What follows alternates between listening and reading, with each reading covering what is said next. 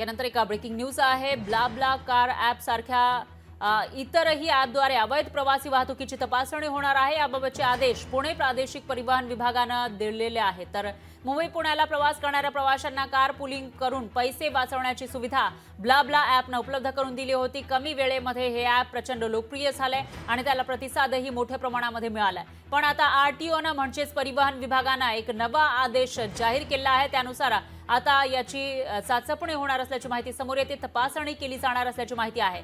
Blah car app सारख्या इतर तत्सम ॲपद्वारे अवैध प्रवासी वाहतुकीची तपासणी केली जाणार असल्याचं कळतंय.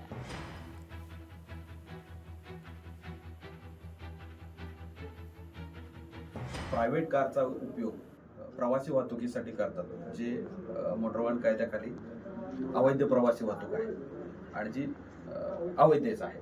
त्याच्यामुळे आपण त्याच्यावर कारवाई करावी अपेक्षित होतं. जे तक्रारीमध्ये पण नमूद होतं त्याच्याप्रमाणे आपण ती ऑर्डर काढली.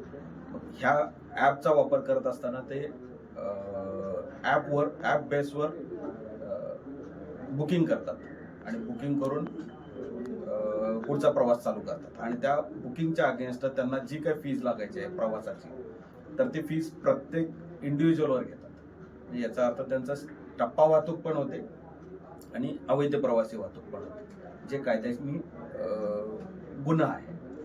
म्हणून त्याच्यावर आपण कारवाई चालू केलेली आहे. लोकशाही मराठी ऐका, पहा, जागरूक रहा.